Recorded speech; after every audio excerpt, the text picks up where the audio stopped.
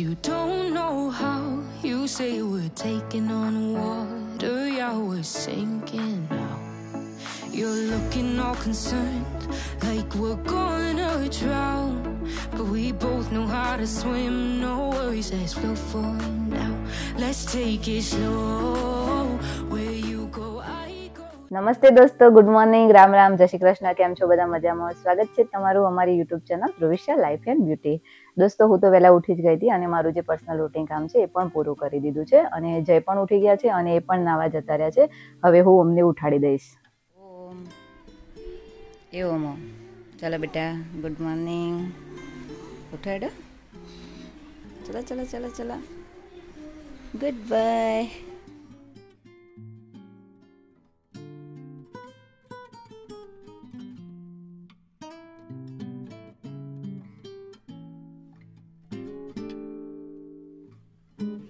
રૂમમાંથી ઉઠાડી તો અહીંયા સોફા ઉપર આવીને સૂઈ ગયા. ઓમ એ ઉભો થાય, બહુ ઊંઘ આવે છે. રવિવાર એટલે ઊંઘવાનું છે. હા, ઊભો થઈ જાય યા, જોજો જેવું કાટું પડો ઊભું થવાનું યા. અને અહીંયા મમ્મી આરતી સાંભળી રહ્યા છે બહુચરમાની. રામ રામ, જય શ્રી કૃષ્ણ મમ્મી. અને હવે તમને બહારનું વાતાવરણ બતાવું. જુઓ, થોડો થોડો વરસાદ તો આવી પણ ગયો છે અને બહારનું વાતાવરણ જુઓ, એકદમ વાદળ છાયું કરી દીધું છે અને ઠંડુ ઠંડુ પણ લાગે છે બહાર.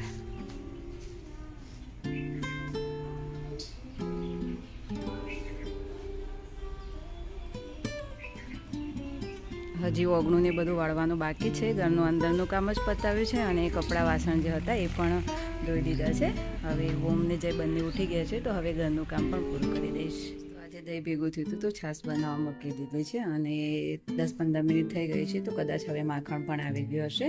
તો હવે હું ચેક કરી લઉં માખણ આવ્યું છે તો હું. તો જુઓ, મસ્ત માખણ આવી ગયું છે અને છાશ રેડી થઈ ગઈ છે. હવે માખણ નીકાળી દઈશ અને એનું ઘી બનાવી દઈશ.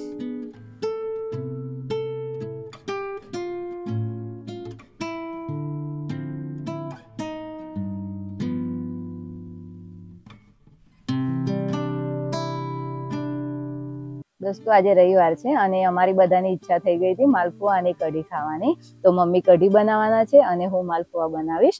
માલપુઆ માટે જે બેટર હોય મેં રેડી કરી દીધું છે. બધા માલપુઆ અલગ અલગ ટાઈપ્સથી બનાવતા હોય છે. કોઈ લોકો પહેલા માલપુઓ બને પછી ખોડની ચાસણીમાં ડબોડીની રીતે બનાવતા હોય છે, પણ અમે ગોળના જ બનાવીએ છીએ. તો ગોળનું પાણી બનાવી દીધું છે અને એની અંદર ઘઉંનો લોટ મિક્સ કરી અને આ રીતે એનું બેટર રેડી કરી દીધું છે અને પછી બનાવીશું માલપુઆ. ચલો મમ્મી, પહેલા કઢી બનાવી દઈએ. 2 ડાળી લાય બેટા.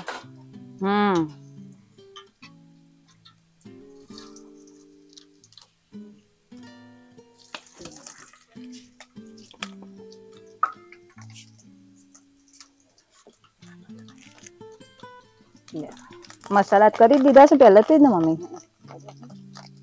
નાખ્યા પોતાનો તમે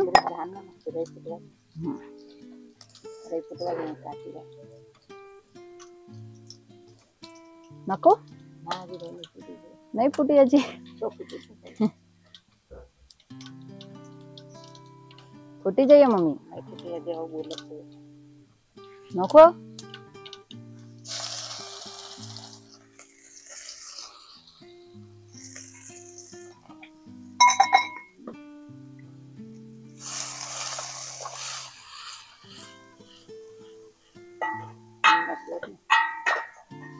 નાખો હિંગ.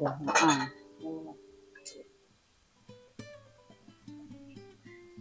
બસ.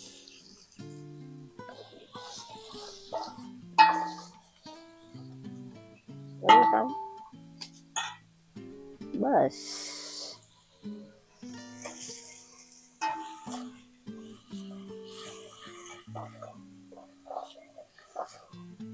પેલા ડભોળો હતો ને ભેંસો રાખતો એટલે મમ્મી જબ્બર છાશ ની કઢી બનાવતો ને તમે? અને મોનસૂન તો સ્પેશિયલ કઢી ખાવા જ આવે ગયા ને. પણ મમ્મી તમે કઢી એટલી મસ્ત બનાવો જ છો એટલે મને કઢી બહુ ભાવે. નાખી દો છાશ. હવે કમ્પ્લીટ કા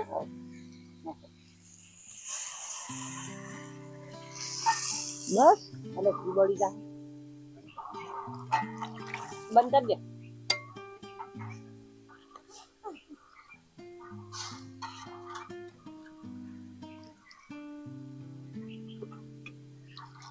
રેડી હવે ઉકળવા દેવાની છે ને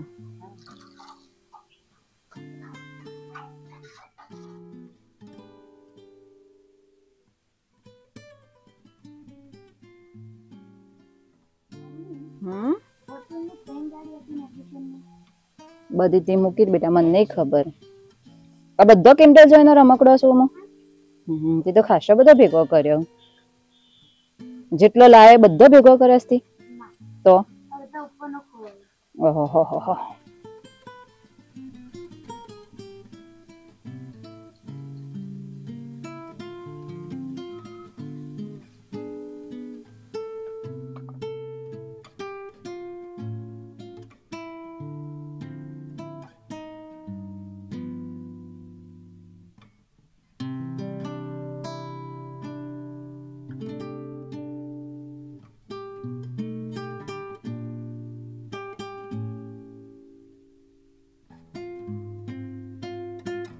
તો દોસ્તો કઢી પણ તૈયાર થઈ ગઈ છે અને રોટલી પણ બની ગઈ છે અને હવે બનાવી દઈએ માલપુઆ ચાચરમાં બનાવવાના છે અને ઓમ તમે જોઈ શકો છો એના જે ટોયસ છે બધા સેટ કરી રહ્યો છે થાળીની અંદર તો હવે ચાચાની અંદર તેલ નાખી દઈએ થોડું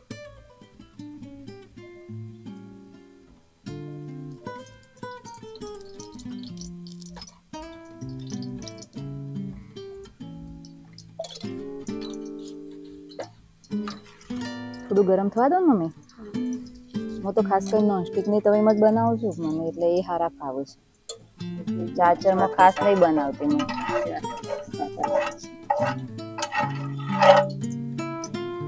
આખી ચાદર ભરી કાઢે પટ્ટ થઈ જાય પણ એ બહુ તેલ પેલું એ થાય નોખું ગરમ થયું છે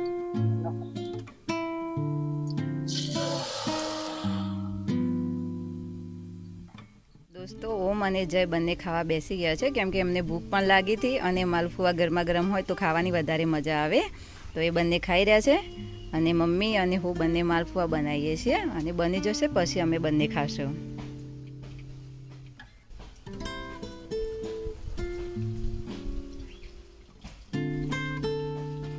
કેવી બની છે કઢી અને માલપુઆ મજા આવી જાય ને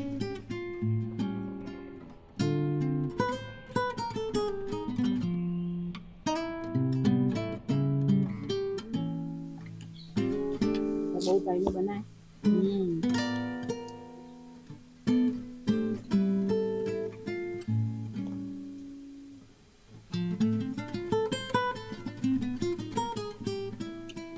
કઢી મસ્ત બની ગયો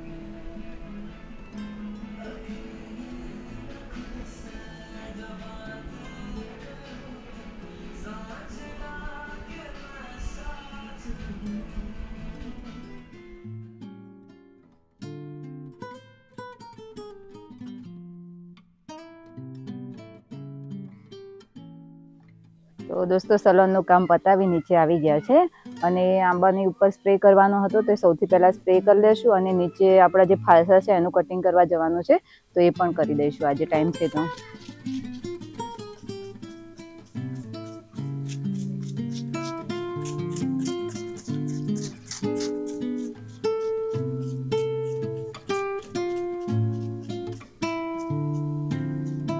તો દોસ્તો અત્યારે જે મેં પ્લાન્ટ ઉપર છંટકાવ કર્યો તે જીવામૃત છે જે અમે ઘરે જ બનાવ્યું છે જીવામૃતનો છંટકાવ કરવાથી જીવાત જે હોય તે દૂર થઈ જાય છે અને પ્લાન્ટ સારી રીતે ગ્રો કરી શકે છે આ રીતે પણ શિયાળામાં જે બધું ફ્લાવરિંગ થશે ને એટલે બહુ બધો ફ્રૂટ આવશે સ્ટાર ફ્રૂટ ની અંદર જો હરી પાકું આ તો મસ્ત મીઠું લાગે છે. મો બાલી નાપી તો ને તે દાડે બાલી આખું ખાઈ જાય, મારા માટે નતું રાખ્યું.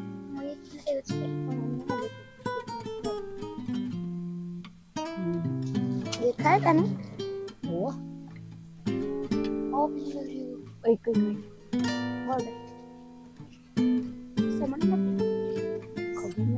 તો દોસ્તો તમે જોઈ શકો છો, આ જે છે આપણો ફાલસાનો પ્લાન્ટ છે.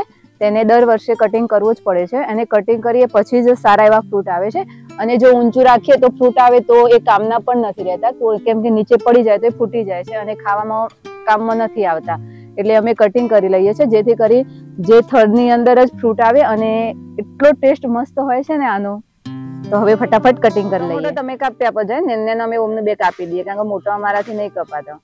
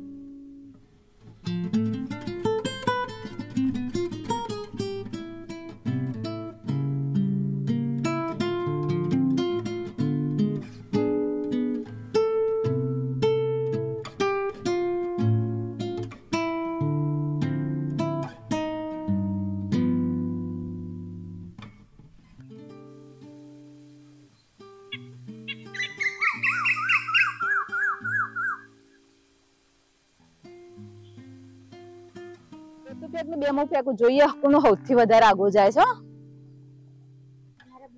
તું પેલા 2 ફેંકી દેજો.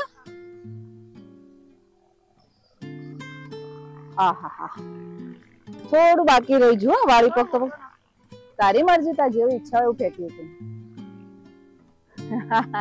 હવે મારો જોજો, તાર જેટલું તો જતું રહ્યું, તારું પહેલું જોતો ને એટલું બીજો. હાથમાં તાકાત જ નહીં.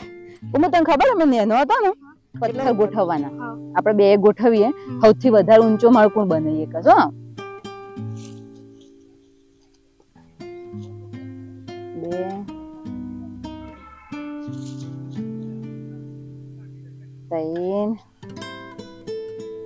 ના એ નહીં રે.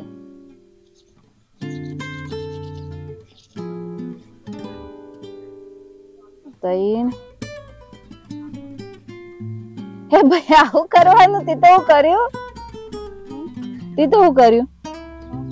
તું તો ડબલ લાઈન બનાવી, આવી રીતે સિંગલ લાઈન જ બનાવવાની. એ તો દિમાગ જોઈએ છે, એટલે આપણે સિંગલ કર દો બસ. એ પડી ગયું. બસ આવું પડશે. કમ્પ્લીટ. નેચર એક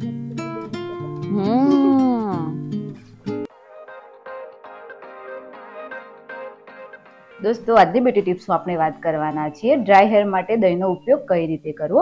આજે હું તમને એવું માસ્ક બનાવતા શીખવાડવાની છું જેનો ઉપયોગ કરવાથી તમારી જે હેરની ડ્રાયનેસ છે એ દૂર થઈ જશે. જ્યારે પણ તમે હેર વોશ કરો તેના અડધો કલાક પહેલા 3 ચમચી દહીં લઈ લો, એની અંદર 1 ચમચી મધ અને 1 ચમચી કોકોનટ ઓઇલ એડ કરી અને તેની સ્મૂથ પેસ્ટ બનાવી સ્કેલ્પ સાથે હેરમાં લગાવી દો અને અડધો કલાક પછી શેમ્પૂથી હેર વોશ કરી દો. જો તમે આ રીતે અઠવાડિયામાં 2 વાર કરશો તો તમારા હેરની ડ્રાયનેસ પણ દૂર થશે અને સાથે તમારા હેર સિલ્કી, શાઇની અને હેલ્ધી પણ થશે. તો દોસ્તો આજના વિડીયોનો અહીંયા એન્ડિંગ કરીએ છીએ અને તમને અમારા વિડીયો ગમતા હોય તો અમારી ચેનલને લાઈક, શેર એન્ડ સબસ્ક્રાઇબ જરૂરથી કરજો અને બેલ આઇકનને પણ પ્રેસ કરજો જેથી કરીને આવતા વિડીયોની નોટિફિકેશન તમને મળતી રહે. મળીએ હવે આપણા નવા વિડીયોમાં. Bye bye.